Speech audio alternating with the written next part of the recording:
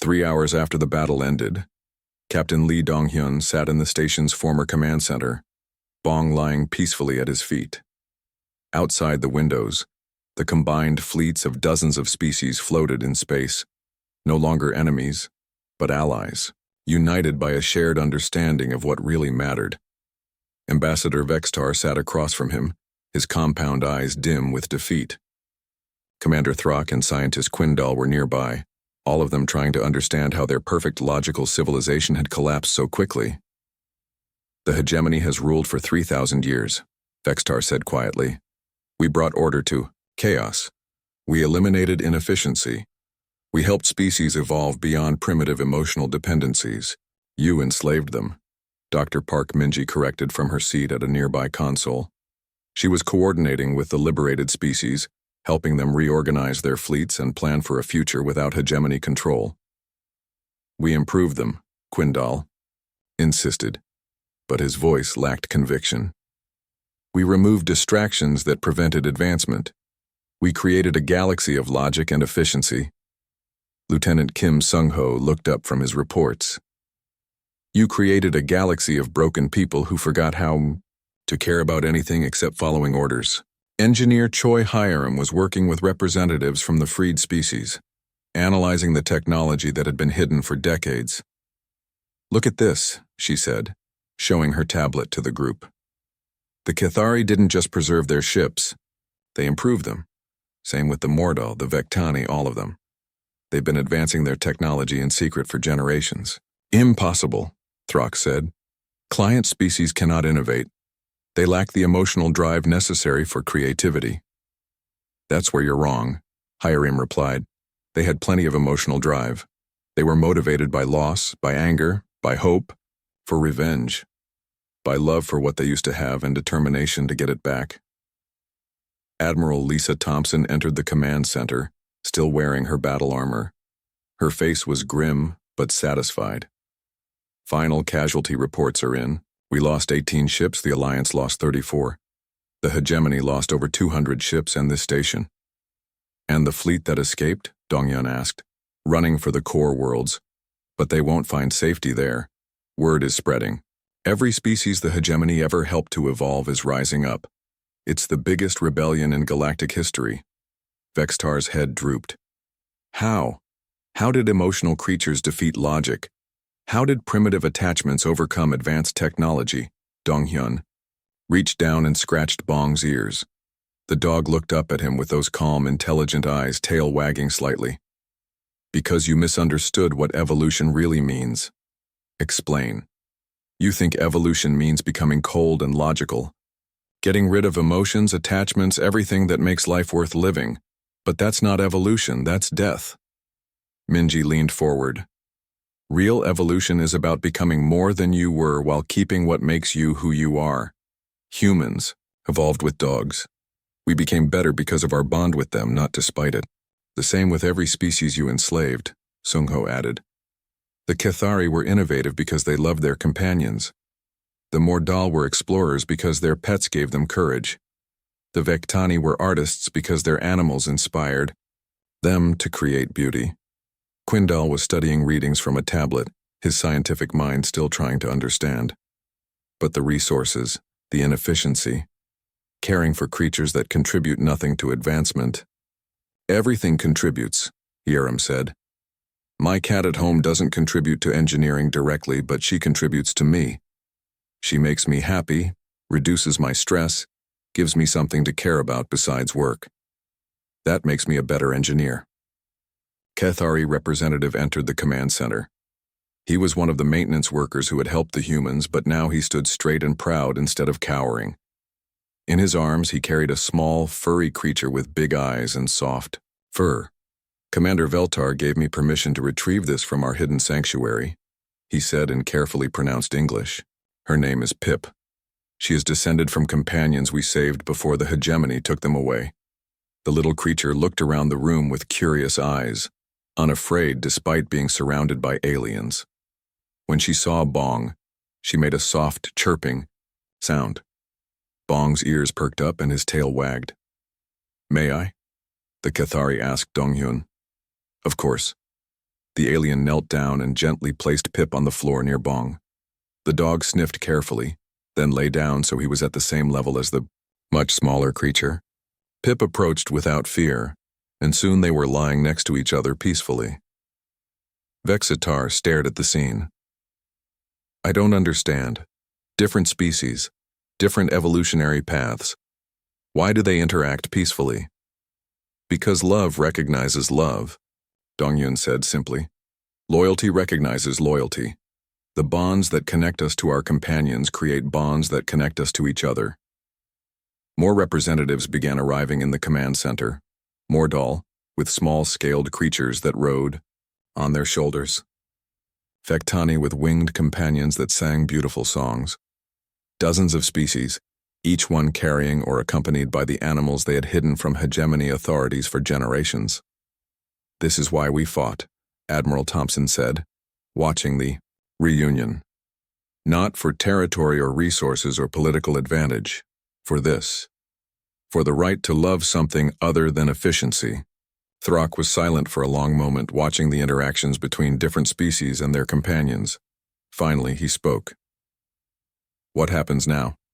The hegemony is broken. Chaos will spread across the galaxy. No, Dongyan said. Order will spread. Real order, based on cooperation instead of control. How can creatures motivated by emotion create order? Minji stood up and walked over to where several species representatives were already planning joint operations. Look around you. In 3 hours, we've done something the hegemony couldn't do in 3,000 years. We've united dozens of species in genuine cooperation. Because they all have something in common now, Sungho added. They all remember what it means to care about something outside themselves. A young human technician entered the command center, leading a group of children from various species. Each child was carrying a small animal or sitting with a pet companion. They had been rescued from hegemony education centers where they were being taught to suppress emotional attachments. One human girl, maybe 8 years old, was cuddling a puppy that looked remarkably like a smaller version of Bong. She walked up to Dongyun without fear. Are you the captain who saved all the pets? She asked. Dongyun knelt down to her level. I'm the captain who had a very good dog, he said. He's the one who saved everyone. The girl looked at Bong, who was still lying peacefully with Pip and several other small companions from different species. Can I pet him? Ask him yourself. The girl approached slowly and held out her hand. Bong sniffed it gently, then licked her fingers. She giggled and began scratching behind his ears. He's nice, she said. The best, Dongyun agreed. Quindal watched the scene with something like wonder in his compound eyes. The efficiency calculations were wrong, he said quietly. What? Vextar asked. All our models, all our studies. They measured resource expenditure, time allocation, energy distribution. They never measured what we lost when we removed the companions. What? Did we lose? Throck asked. Quindal gestured to the room full of different species working together, planning a future based on cooperation instead of conquest. Children playing with pets, adults finding common ground through shared love for their companions, former enemies becoming allies because they understood each other's motivation to protect what they cared about. Everything, he said simply. We lost everything that made existence worth the effort. 6 months later, Captain Lee Dongyun stood on the bridge of his ship, watching a convoy of vessels from dozens of species heading toward a new colony world. Each ship carried families, including their animal companions. The galaxy was being rebuilt, one bond of loyalty at a time. The galactic alliance that replaced the hegemony had one simple principle: the right of all species to form emotional attachments, to care for companions, to love something more than efficiency or logic or personal advancement.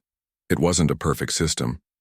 There were still conflicts, still problems to solve, still species learning to cooperate after generations of hegemony control.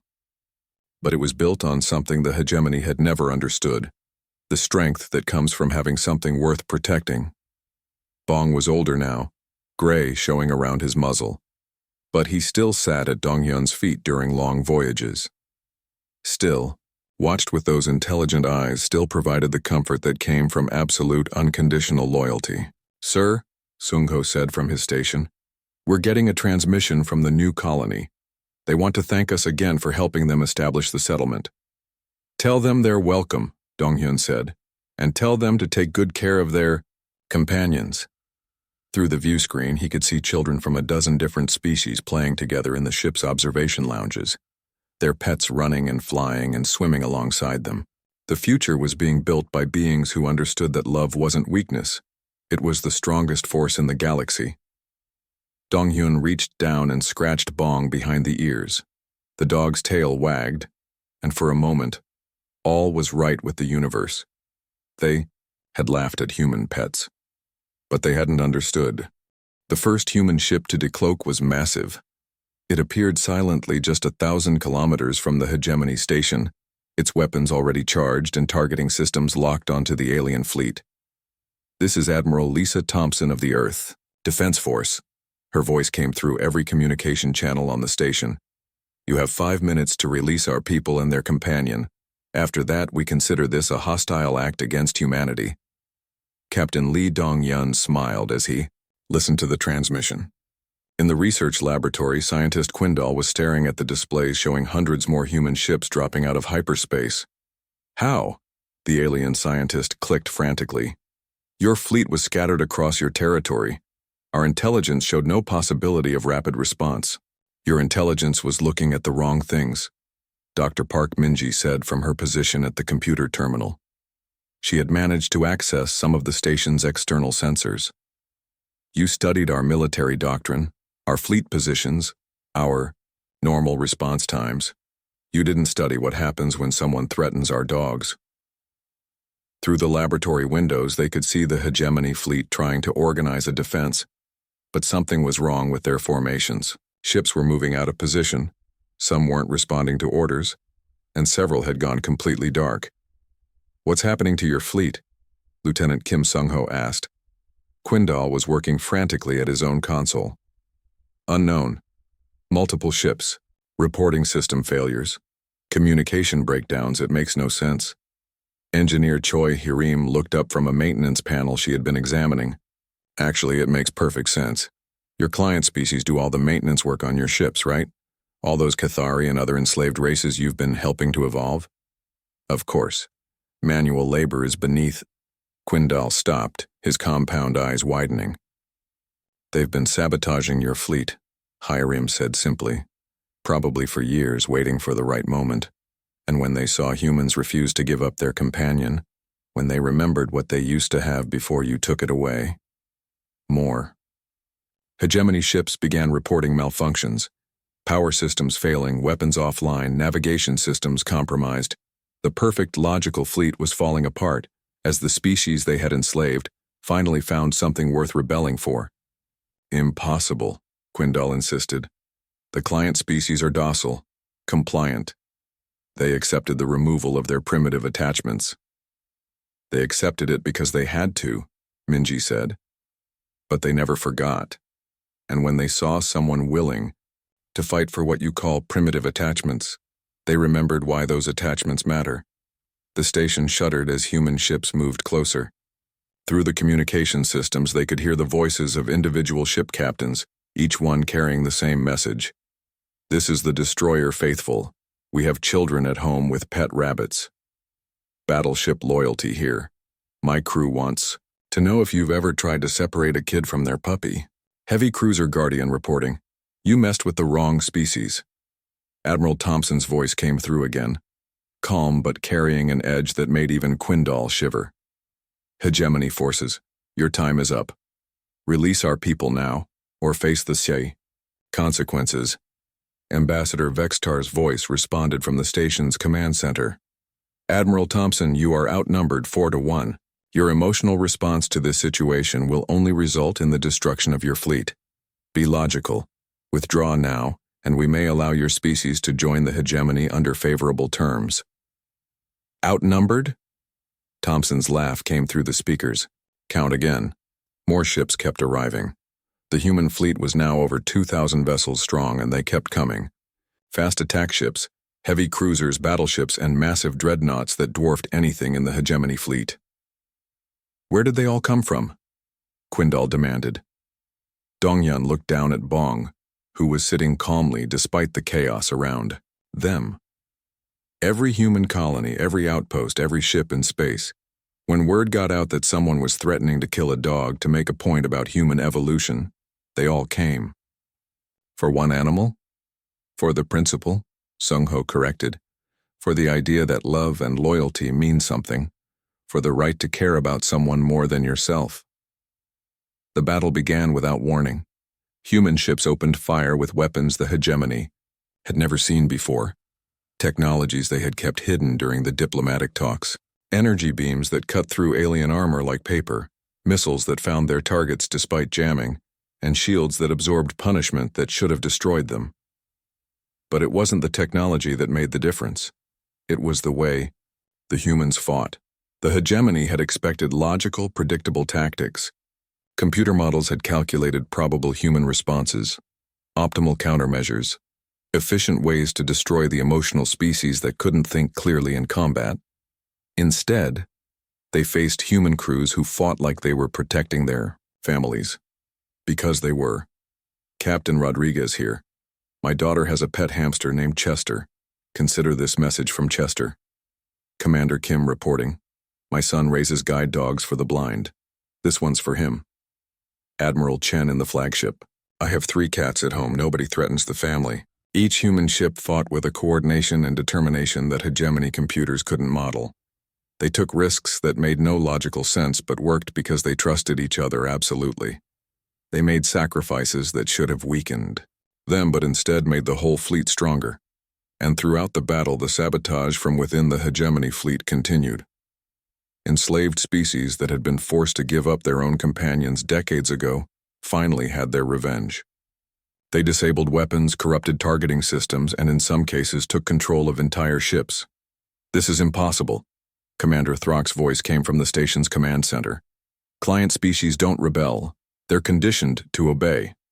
Conditioning breaks when people remember what they're fighting for, Minji said. She was monitoring the battle through the station's sensors.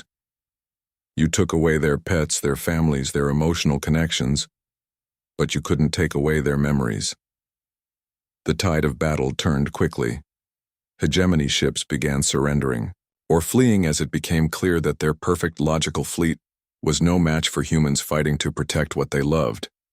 But the real shock came when long-range sensors detected something new approaching the battlefield. More ships, but not human ones. What is that? Hiram asked, looking at the sensor readings. Quindal was staring at his displays in horror. Those are client species fleets. But they were disbanded decades ago. Eliminated. Destroyed. Hidden, Dongyun corrected. Waiting for the right moment. The ships that emerged from hyperspace belonged to dozens of different species. The Cathari had somehow preserved ships from before their evolution. So had the Mordal, the Vectani, and species, whose names had been nearly forgotten under hegemony rule. This is Cathari Fleet Commander Veltar, a voice said in careful English. We stand with the humans. We remember our companions. We remember what love means. Mortal resistance ships reporting, for all the creatures you took from us. Vectani. Liberation Fleet. Today we fight for the right to care about something other than efficiency.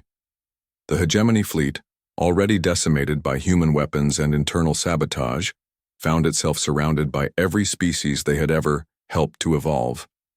Species that had pretended to accept the loss of their emotional connections while secretly preserving their ships, their culture, and their memory of what had been taken from them. How? Vextar's voice came through the communications, broken and confused. How did they preserve fleets? How did they coordinate? How did they remember? Admiral Thompson's voice answered him. Because love doesn't die just because you order it to. Because some bonds are stronger than fear. Because you made one critical error. What error? You assumed that taking away someone's pet would make them forget why pets matter. Instead, it just made them angry. Very, very angry. And they've been waiting a long time for someone to stand up to you. The station shuddered again as more human ships moved into position around it. But these weren't attack positions. They were protective formations, shields raised not to attack, but to defend. Hegemony. Forces, Thompson announced. You have a choice. Surrender now and face judgment for crimes against sapient species, or continue fighting and face complete destruction. In the research laboratory, Quindel looked around at the humans who had captured him, at the dog sitting calmly in the middle of chaos, at the displays showing his perfect logical civilization crumbling under an assault motivated by nothing more complex than love. I don't understand, he said quietly.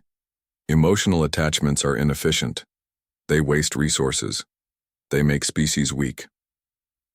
Dongyun scratched Bong's ears and the dog's tail wagged. No, he said simply. They make us strong. Strong enough to cross the galaxy to protect what we love. Strong enough to inspire others to remember what they lost.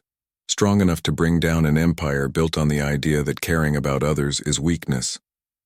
Through the windows they could see hegemony ships surrendering one by one.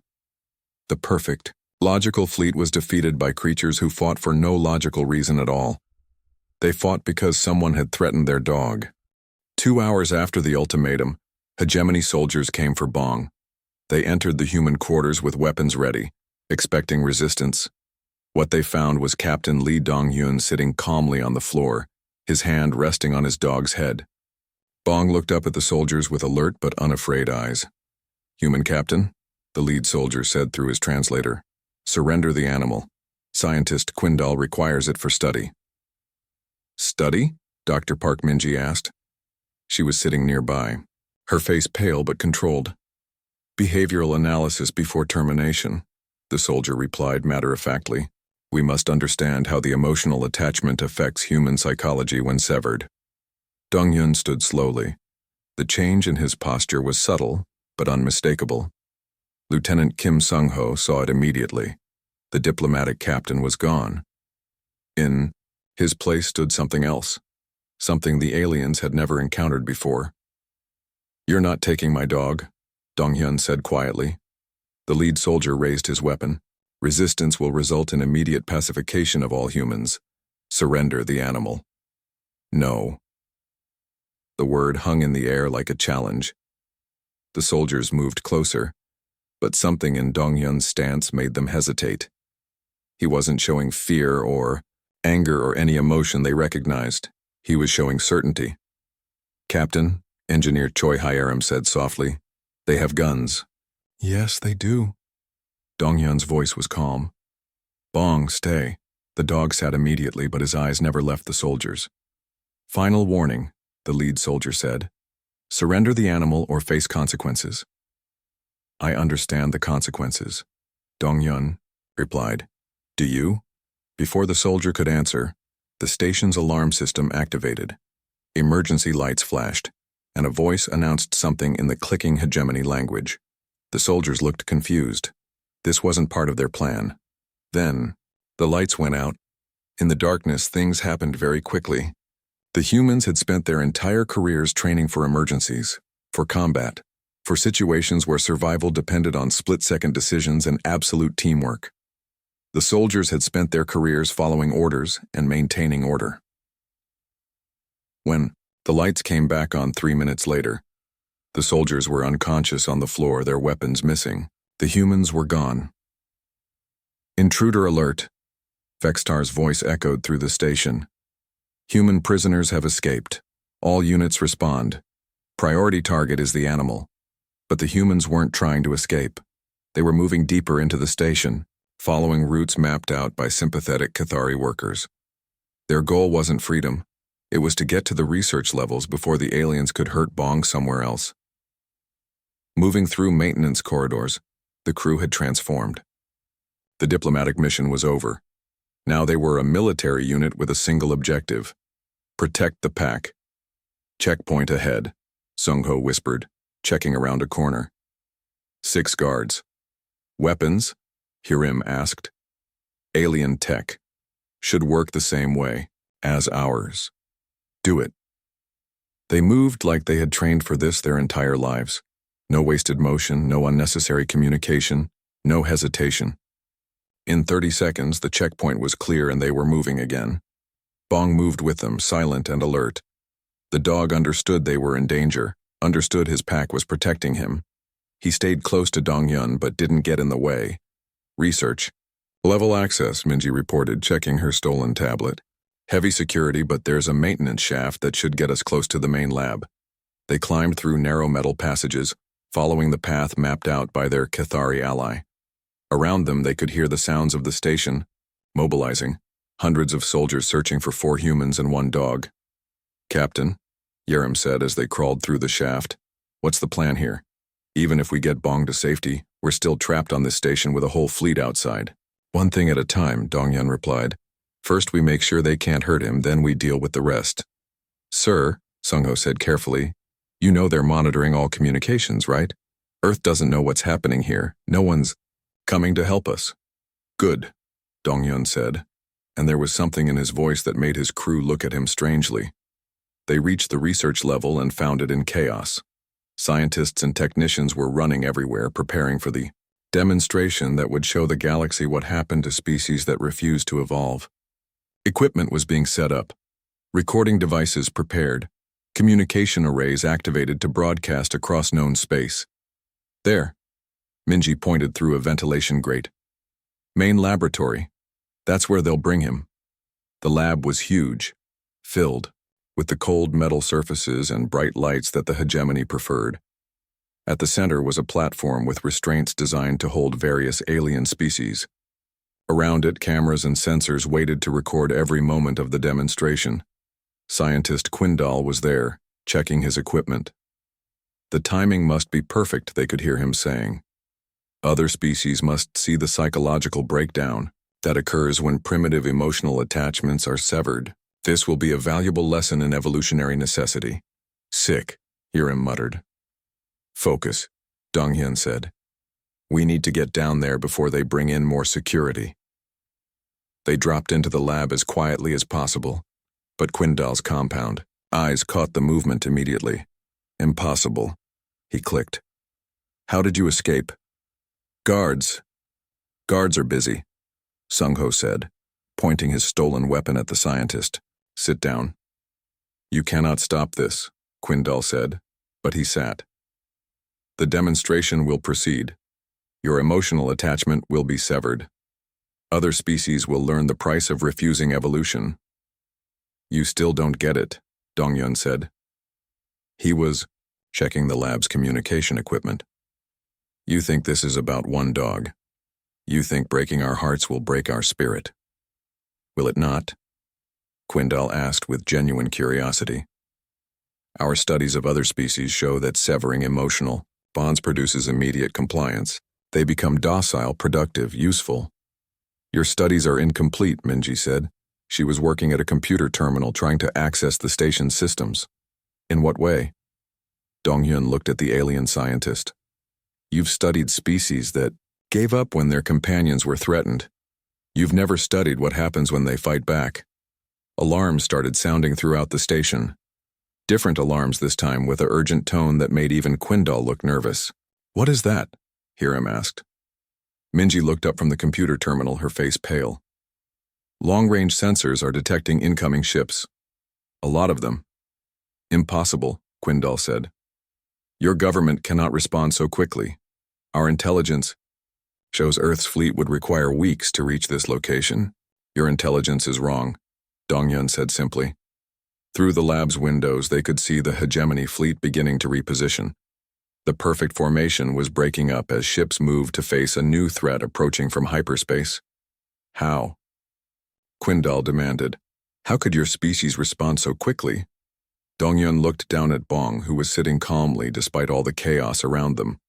Because you made one fundamental error in your understanding of humans. Which is? You thought our emotional attachments were a weakness. You thought threatening what we love would make us easier to control. Dongyun's voice was quiet, but there was steel underneath.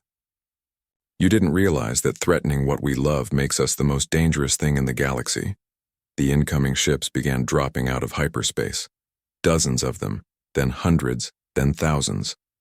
The human defense fleet, mobilized and moving, faster than any hegemony computer model had predicted possible. When you broadcast your ultimatum across the galaxy, Dongyun continued, you didn't just threaten us. You threatened every human child with a pet hamster, every family with a cat, every person who's ever loved an animal. You threatened something that exists at the core of what makes us human. More ships kept arriving. The human fleet was bigger than anyone had imagined, moving with coordination that spoke of long preparation and absolute determination. You see, Donghyun said, watching the alien's compound eyes grow wide with fear, you were right about one thing. Humans will do anything to protect what they love. But you misunderstood what that means. Through the communication systems, messages were starting to come in from the approaching fleet. Hundreds of voices, thousands of voices, all saying the same thing. This is Captain Sarah Chen of the battleship Loyalty. We're here for our pack. This is Commander James Martinez of the destroyer Faithful.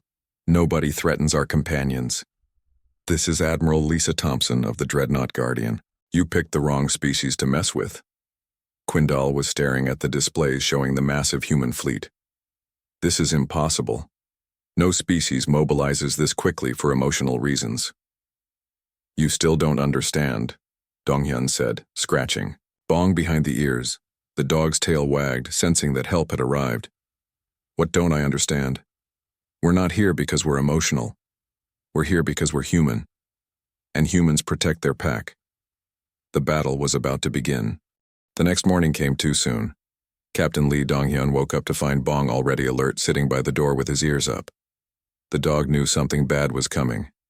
I know, boy, Donghyun said quietly, getting dressed. I know. The call came. An hour later. Ambassador Vextar requested their immediate presence in the main conference room. His voice through the communicator sounded different, colder, more final. The human crew walked through corridors that seemed emptier than before. The few aliens they passed didn't look at them. Even the Cathari workers avoided eye contact. Word had spread. Everyone knew what was about to happen. The conference room was full of hegemony officials, military commanders, scientists, administrators. They all watched silently as the humans entered.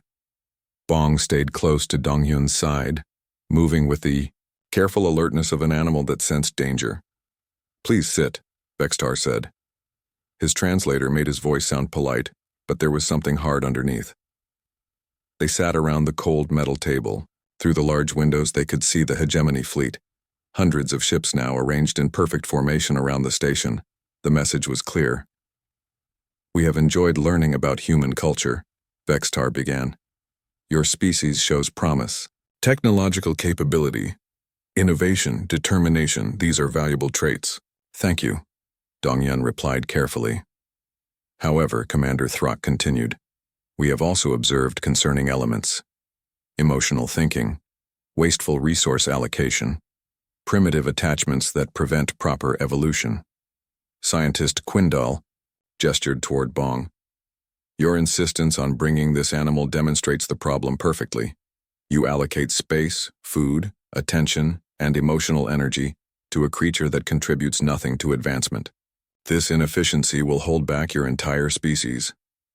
As we've explained, Dr. Park Minji said, the relationship is beneficial to both species. Dogs provide services that... Irrelevant, Vextar interrupted. Any service an animal can provide, technology can provide better. The emotional attachment is the real problem. It makes you vulnerable. It makes you weak. Lieutenant Kim Sung-ho leaned forward. What exactly are you saying? The galaxy has order, Throck explained. Species that join the hegemony contribute to that order. They abandon primitive behaviors, emotional decision-making, inefficient attachments. They become productive members of galactic civilization. And if they don't want to change? Engineer Choi Hiram asked. That choice is not offered, Vextar said simply. Evolution is not optional. The room fell silent. Bong shifted restlessly, sensing the tension. Donghyun put a hand on the dog's head, feeling the familiar warmth and softness of his fur. So what are you proposing? Donghyun asked. Humanity will join the hegemony as a client species, Vextar announced. You will abandon inefficient practices. Your resources will be directed toward productive purposes. Your emotional attachments will be corrected. Corrected how? Minji demanded. Quindal's compound eyes glittered. The same way we helped the Cathari and dozens of other species. Remove the source of the attachment. Allow proper evolution to proceed. You want us to kill our pets, Hiram said flatly. We prefer the term optimize resource allocation, Quindal replied. The animals serve no functional purpose. They consume resources better used elsewhere. Their removal allows species to mature beyond primitive emotional dependencies. Donghyun felt something cold settle in his chest. He looked at Bong, who was watching the aliens with calm intelligence. The dog's tail wagged once when he caught Dongyun's eye. No, Dongyun said quietly. I'm sorry? Vexitar asked. No. Dongyun's voice was steady. We won't do that. We won't abandon our companions. We won't join your hegemony if that's the price. The clicking sound started immediately. Dozens of aliens making their version of laughter. Human Captain, Throck said. I don't think you understand your situation. He gestured toward the windows. The hegemony fleet was moving into tighter formation around the station. More ships were arriving every minute. Your single vessel is surrounded by 400 of our warships, Throck continued. Your choice is simple. Join us willingly and live as productive members of galactic society. Or refuse and serve as an example to other species who might consider defying hegemony guidance. An example? Sungho asked. Your species will be demonstrated as a cautionary tale, Vextar explained. Other races will see what happens to those who cling to primitive emotions instead of embracing logical evolution. Minji stood up. You're talking about genocide. We prefer evolutionary correction, Quindal said. Some species require more guidance than others. Your emotional attachments make you dangerous. Left unchecked, you might inspire rebellion among our client species. We cannot allow that. Dongyun looked around the room at all the alien faces watching them. Cold, logical, empty. These creatures had evolved beyond emotion, beyond love, beyond anything that made life worth living. You don't understand what you're threatening, he said. We understand perfectly, Vextar replied. A primitive species that wastes resources on animals and refuses to evolve. The galaxy will be better without such influences. I need time to consider this, Donghyun said. Time for what? The choice is simple. Comply or face the consequences. I need to discuss this with my crew and my government. Throck made a dismissive gesture. Very well. You have 6 hours to reach a decision. But understand, the fleet will begin demonstration protocols regardless of your choice. Other species need to see what happens to those who refuse hegemony guidance. Demonstration protocols? Hiram asked. First, we will remove the source of your primitive attachment, Quindal said, looking directly at Bong. Our studies show that breaking emotional bonds causes psychological trauma in attached species. This trauma typically leads to compliance. Dongyun felt the cold in his chest spread. You're going to hurt my dog to make a point. We are going to optimize a resource allocation error, Vextar corrected. If this produces the desired behavioral modification in humans, excellent. If not, we proceed to the next phase of demonstration. Which is? Complete evolutionary correction of the human species, Throck said simply. The meeting ended with the humans being escorted back to their quarters under heavy guard. The corridors they walked through were completely empty now. No aliens, no Cathari, workers, nobody. Just the sound of their footsteps and the soft click of hegemony guards behind them. In their quarters, the crew sat in stunned silence. Bong lay on the floor, his head in Dongyun's lap, sensing the distress around him. They're going to broadcast it, Minji said quietly. Kill Bong in front of the whole galaxy to show what happens to species that won't give up their companions. And then kill all of us to drive the point home, Sungho added. Hyerim was working frantically on her tablet. I'm trying to get a message to Earth, but they're jamming all our communications. The hegemony has complete control. Sir, Sungho said carefully, What are we going to do? Donghyun looked down at Bong. The dog's brown eyes looked back at him. With complete trust. 8 years together. Through academy training, through first assignments, through long nights in space when the dog was the only thing that kept loneliness at bay. Through dangers and discoveries and the 1,000 small moments that made up a life shared between human and dog. They think they understand us, Donghyun said quietly. They think they know what humans are like. They've studied our technology, our ships, our weapons. They've analyzed our psychology and our social structures. They think they have us figured out. Don't they? Minji asked. Donghyun smiled, and it wasn't a nice smile. They've never seen what happens when you threaten something a human loves. They've spent so long removing love from their client species that they've forgotten what it can do. He stood up, and Bong immediately rose with him. They're about to get an education in human nature, the kind they don't teach in their sterile laboratories. Outside their window, the hegemony fleet moved in perfect formation. Hundreds of ships, positioning themselves for slaughter. They thought they were preparing to destroy a weak emotional species. They had no idea what they had just unleashed. The next morning brought more meetings and more alien laughter. Captain Lee Donghyun sat through presentation after presentation as the hegemony showed off their technology, their efficiency, their perfect logical society. Every few minutes, one of them would look at Bong and make those clicking sounds that meant they were amused. "Your animal appears calm," observed scientist Quindal during a break. He was staring at Bong like the dog was some kind of puzzle. "Most primitive creatures show fear in new environments. This one adapts well."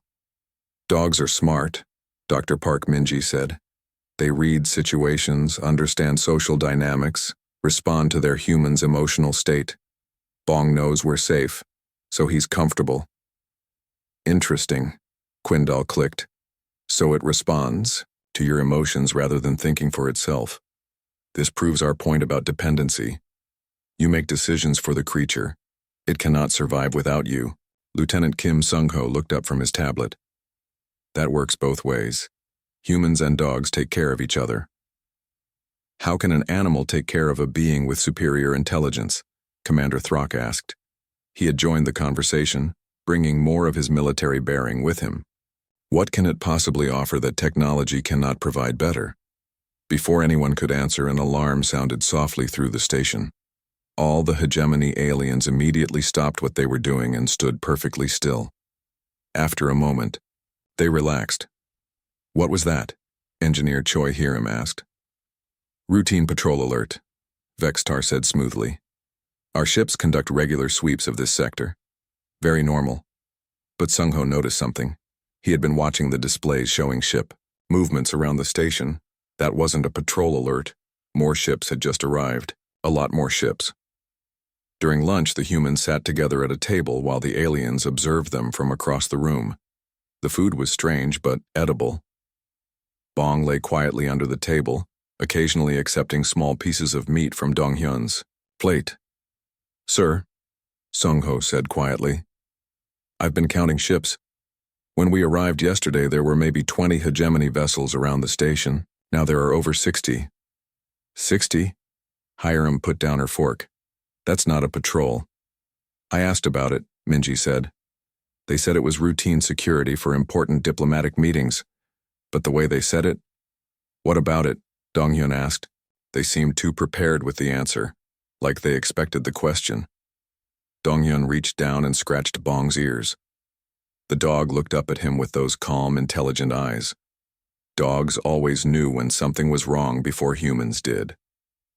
But Bong seemed relaxed. Either things were fine or the danger wasn't immediate. After lunch, Quindal offered to give them a tour of the research levels. "We study many species here," he explained as they walked through corridors lined with laboratories, learning how different races think, how they can be improved, how they can better serve galactic civilization. They passed windows looking into various labs. In one, small alien creatures sat at desks doing repetitive tasks. In another, different aliens were being tested on strange machines. Everything was clean and efficient. But there was something cold about it all. What happened to species that wouldn't change? Hiram asked carefully. An excellent question, Quindal replied. Most species are reasonable. They see the benefits of joining hegemony civilization. They abandon inefficient behaviors, primitive, attachments, emotional thinking. They become productive members of galactic society. And the ones that don't see it that way? Donghyun pressed. The scientist's compound eyes glittered. Those are rare cases, very rare. Most species are smart, enough to evolve when shown the benefits. They stopped at a lab where several Cathari were working. These were the small, soft-skinned aliens they had seen before.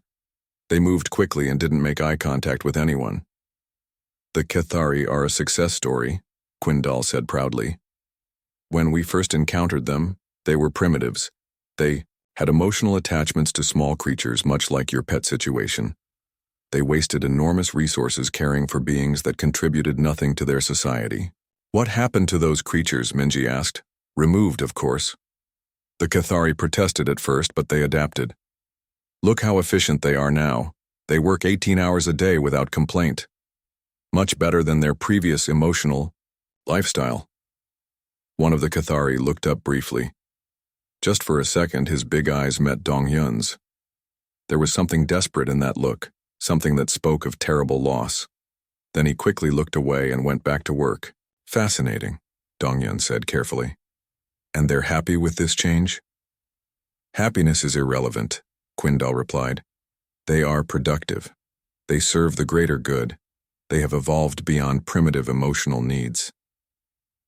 As they continued the tour, Donghyun noticed that Bong was becoming more alert. The dog's ears were up, and he stayed closer to Donghyun's side. Something was making him nervous. They ended up in an observation deck overlooking the station's main docking bay. Through the windows, they could see dozens of hegemony warships, moving in formation around the station. Impressive fleet, Sung-ho commented. Standard security, Commander Throck said. He had appeared beside them without making a sound. We take the safety of our guests very seriously. That's a lot of security, for one human ship, Hiram observed. Throck's head tilted in what might have been amusement. Oh, the security isn't for your ship, engineer. It's for what comes after. The humans exchanged glances. After what? Donghyun asked, but Throck had already walked away. That evening, back in their quarters, the crew talked in low voices. Bong paced restlessly around the room, occasionally stopping to look at the door or sniff the air. Something's not right, Minji said. All day the way they've been talking about other species, about evolution and improvement. It sounds like they don't just want allies. They want subjects. And all those ships, Sung-ho added. No way that's normal security. They're preparing. For something, Hiram was working on her tablet, running diagnostics on their ship systems remotely. I'm getting some strange readings. It looks like the station has been scanning our ship. Deep scans. They're mapping our technology, our weapon systems, everything. Why would they do that, Minji asked. Same reason you scout an enemy before attacking, Sung-ho said grimly.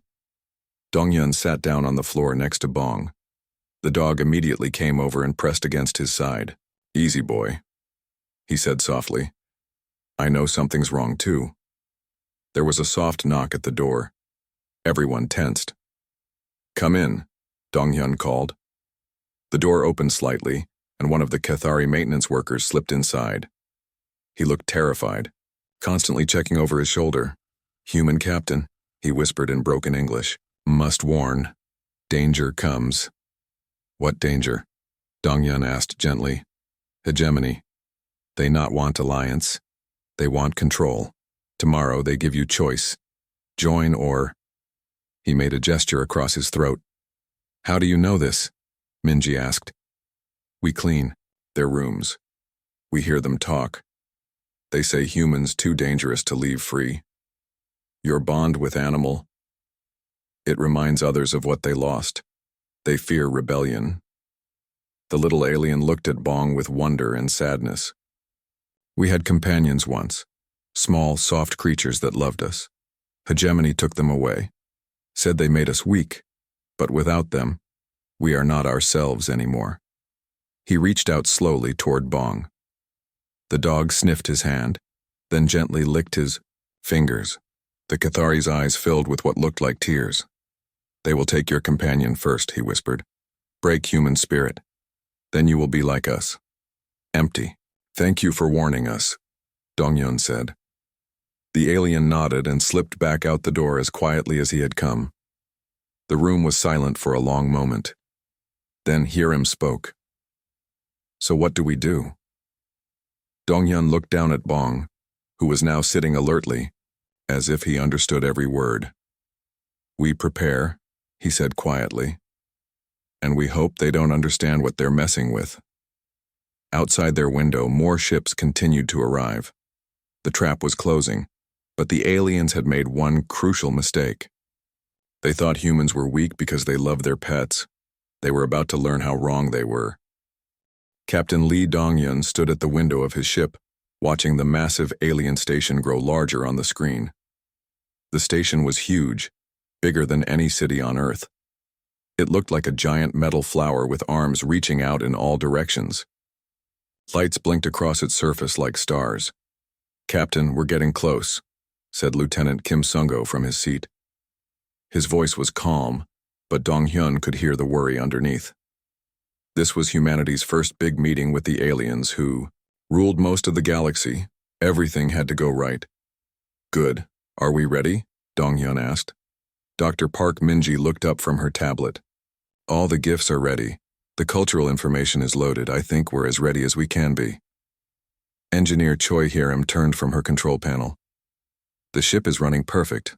All systems green." Dong-hyun nodded. Then he looked down at the big German shepherd sitting by his feet. The dog's ears were up, watching everything with smart brown eyes. "What do you think, Bong? Ready to meet some aliens?" The dog's tail wagged once. Bong had been with Dong-hyun for 8 years. They had been through a lot together. When Earth decided to send someone to meet the galactic hegemony, Dong-hyun would not go without his dog. "Sir," Sung-ho said carefully, "are you sure about bringing Bong? The aliens might not understand." "That's exactly why I'm bringing him," Dong-hyun said. "If we're going to have a relationship with these people, they need to know who we really are." The radio crackled. An alien voice spoke in perfect English, but it sounded strange, like metal scraping against metal. "Human vessel Harmony, this is Station Dominion's Edge. You are cleared to dock at Bay 77. "Copy that, Dominion's Edge." "We're coming in," Hiram replied. The docking was smooth. Dongyun had seen pictures of the aliens before, but seeing them in person was different. The hegemony people looked like giant insects. They had 6 legs, hard shells, and big compound eyes that seemed to look everywhere at once. Their leader, Ambassador Vexitar, was the biggest one Dongyun had ever seen. "Welcome, humans," Vexitar said. His voice came from a device around his neck because his real voice was just clicking sounds. "We are interested to learn about your species." "Thank you for having us," Dongyun said. He tried to sound friendly but confident. "We're excited to learn about you too." The aliens looked at his crew with their big eyes. Then they noticed Bong. The dog was walking calmly beside Dongyun, not scared at all. Several aliens made clicking sounds. "What is this creature?" asked another alien. This one was called Scientist Quindal. He had metal attachments all over his shell. "Why do you bring an animal?" "This is Bong," Dongyun said, putting his hand on the dog's head. "He's my companion. We call them pets. They're family." The clicking sounds got louder. Dongyun realized the aliens were laughing. "Family?" Vexitar's voice box made a sound like broken machinery. "An animal is your family? How strange. How primitive." Dr. Park Minji stepped forward.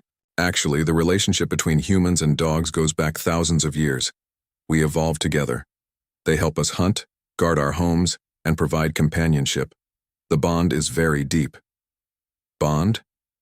Another alien, Commander Throck, made more clicking sounds.